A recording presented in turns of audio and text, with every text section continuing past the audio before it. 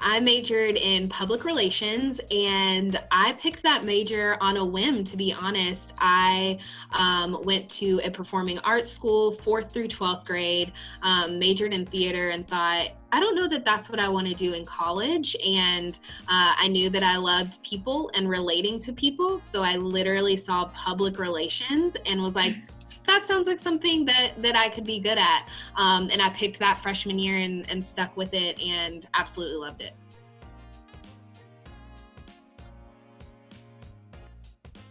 Yeah, I am the senior liaison for the employee engagement team within the strategic partnerships division of ALSAC St. Jude. ALSAC is the fundraising and awareness organization for St. Jude Children's Research Hospital, based in Memphis, Tennessee, which is where I am.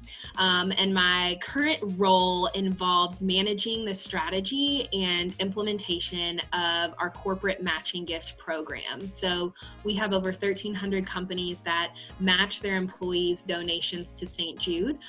So I, find ways to touch base with those donors, encourage them to have their gifts matched by their employers, and just find ways to help them stay connected to the St. Jude mission and continue to give.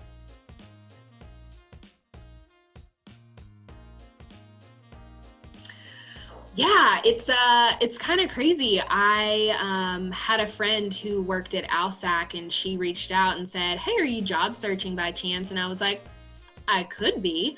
And ALSAC has an incredible reputation here in Memphis as far as just having a really healthy and positive company culture.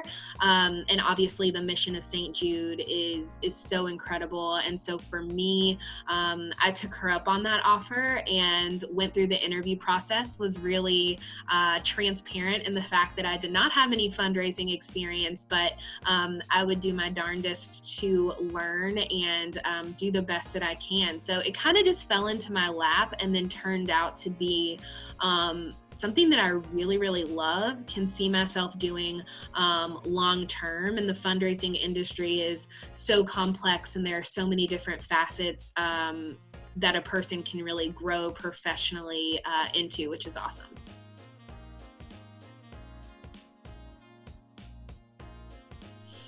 Typical day or week. I mean, that looks a little bit different now, given that I am currently working from home. I would say my projects and tasks are still very much the same. If you were to ask me in February, I would say my day and week involves a lot of meetings. Very, very meeting heavy, because with my job, I depend on a lot of other people to help me kind of close the loop or complete projects. So I find that it's really helpful to meet with people face to face. So I would say, I have anywhere between 3 to 6 meetings a day. And in between there, it's doing project work. So whether that is something like building strategies for paid media campaigns, or something as simple as catching up on my email inbox. Before you know it, 4:30 is here and it's time to pack up. But, I do try to find a healthy balance of attending meetings, scheduling meetings, but also allowing myself to have time to get some of that project work done as well.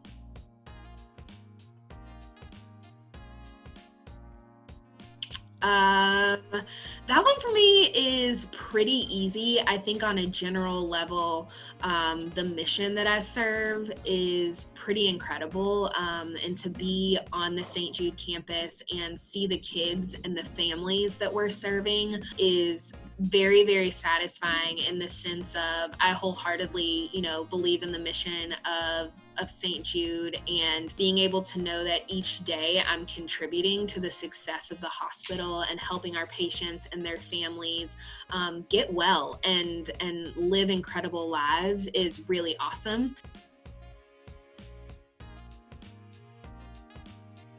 I think things have really shifted with the fundraising industry given the global pandemic.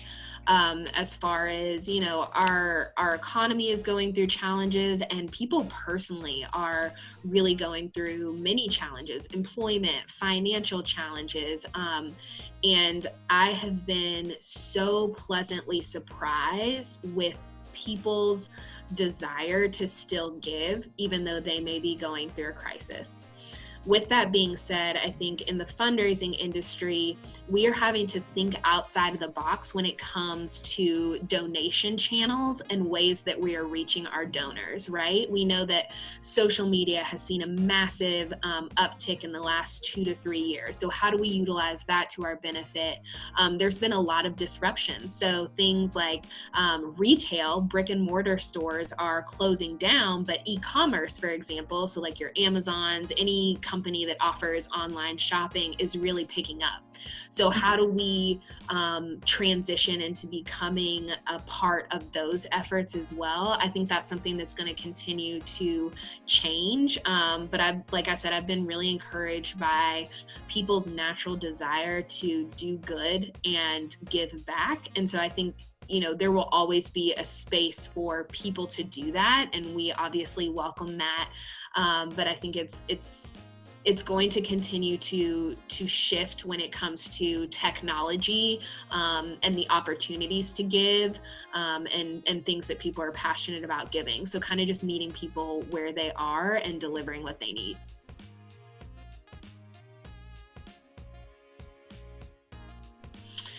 Yeah, so characteristics, I would say for the most part, someone who enjoys people, or at least enjoys studying people. Fundraising, whether you're doing it directly or indirectly, you're depending on other humans to help you meet your goals. And so being open to learning about motives, the way that people function, if you're a direct fundraiser, having that outward facing personality that is like relatable and welcoming, and makes people excited to give.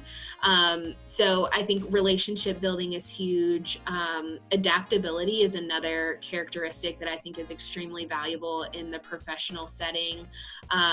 Just being able to think differently when you need to. Being able to accommodate different personalities, because you will run into a ton of different personalities in the workplace. So being able to accommodate other people's needs, I think, is extremely valuable.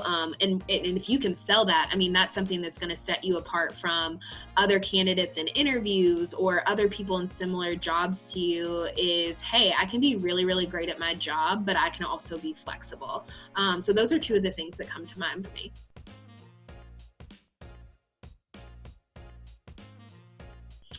Yeah, I think some of the traditional routes, so some of your online posting, I would say the best way to find out about jobs specifically with companies like ALSAC or other charities and nonprofits is to go to their websites directly. Most organizations will have a career tab that you can click on that will list out the various types of jobs. I always think there's some of those traditional avenues like your Indeed or your Glassdoor that have mass amounts of postings. I personally find that those can be overwhelming sometimes. So if you know that you want to do fundraising or work for a charity, going directly to those companies as the direct source, I think is your best bet to see what's valid and available.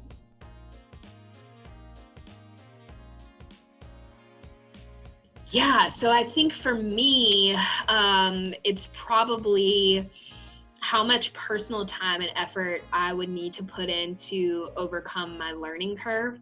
Fundraising, there's a lot that goes into it. There's a lot of different components, and just taking my time to speak with people who have way more experience than I do, learning from them, and then also doing my own personal research, listening to podcasts, reading articles, doing trainings, attending virtual conferences.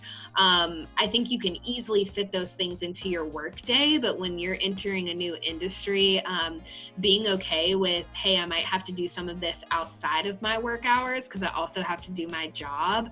But I think taking some personal accountability to learn the trends, learn the language, and asking people for help there, I think is also really important.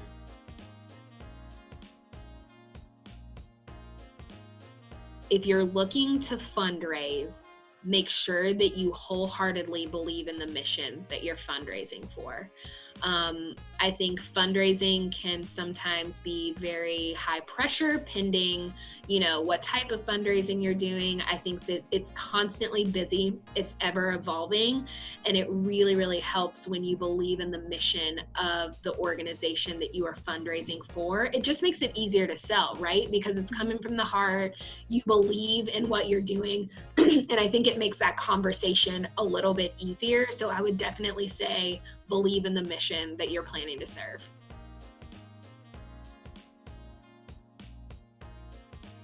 Oh, so much advice for NKU students. I absolutely loved my time at NKU. What I love most about NKU is I feel like there's a place for everyone to thrive. You don't have to join a certain organization. You don't have to be a certain type of person to find your squad there. I would definitely encourage students to try a lot of things out. Freshman year, I think I bebopped to all kinds of organizations to see what I would like. And you can do that every single year, but I do think that NKU is really great about meeting their students' needs and providing opportunity for students to thrive on campus. So I would encourage folks to get involved. It's a great way to make connections and do some of that networking naturally. And I also think you're in an incredible area, right? You have Cincinnati right across the bridge. You have all of these places that are NKU is kind of centrally located to. So when you're looking for internships, think about the resources that you have right outside of campus. But I would just say dig into finding organizations that you love and people that you love to be a part of that with, because I think that was my biggest thing from NKU is I had incredible professors, incredible mentors, but most importantly, I found my best friends in the whole world at NKU because I just said, I'm going to go in head first, and it worked out really nicely. So that would be my advice.